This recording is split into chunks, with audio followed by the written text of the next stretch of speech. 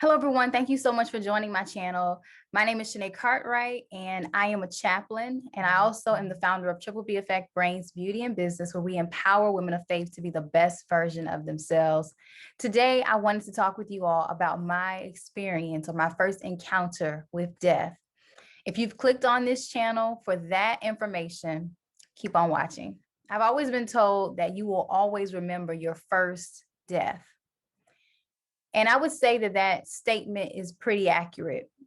If I remember correctly, I was first coming on to my shift. It was an evening shift, and I was paged by the hospital staff and told that there was a death before. So this was what I like to consider a blind encounter, where you will have situations where you don't have any background information on the patient except for a name and maybe a diagnosis and that they have died.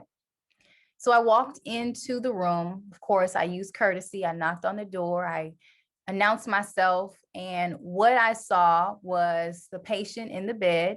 I'm not sure how long. You could tell that he was already beginning to get stiff. Rigor mortis had set in. His daughter was at the foot of his bed, and she was alone, crying and just tearful. And as I approached her, I came to her. I slowly approached her, no sudden movements. I slowly approached her. I put my right hand on her upper right shoulder, and I just began to sit or stand next to her and offered her a comforting presence. Now, sometimes you will experience where the family will ask you to pray, and sometimes they won't ask you to pray. Sometimes you have to use that pastoral authority and offer prayer and see if that's something that will be comforting to them. But what I avoid doing is going right into saying a prayer. I am what's considered an intimate stranger. They don't know me. I don't know them. And I don't want to offend anyone or cross any boundaries, create an atmosphere of calm. That is your number one priority.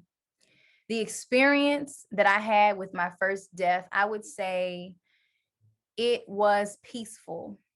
I wasn't full of anxiety or my heart dropped when I first got the page. But other than that, it was a very peaceful experience. And I was grateful that I had the opportunity to be present with this particular family and this particular patient. I don't remember his diagnosis, but I do remember the look on his face. And that is probably the part that you would have to get used to that was a little more disturbing. His mouth was pretty much wide open. And I want to say his eyes were closed. Now, not knowing this family, of course, you want to make sure that they are comfortable. Apparently, the nursing staff already came in. By the time I had got there, I could tell that postmortem care had already been administered. Postmortem care is when the nursing staff comes in. They may elevate the head of the patient. They may make sure that there are no visible signs of bodily fluid, no blood.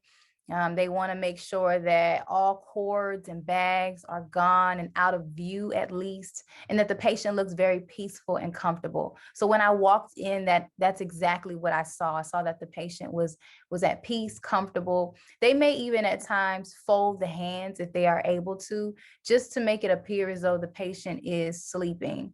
So that was my experience with death. Again, I would say that it was a good experience. I had a good experience with the daughter. I was able to console her. I did offer and verbalize my condolences to her. I asked her to share a little bit of information about her father, being that that was my first encounter with her. And I allowed her an opportunity to speak well on his behalf right there in that moment. And I also reiterated those memories and those qualities that she shared about her father. And I told her that those would be great qualities to hold on to in remembrance of him.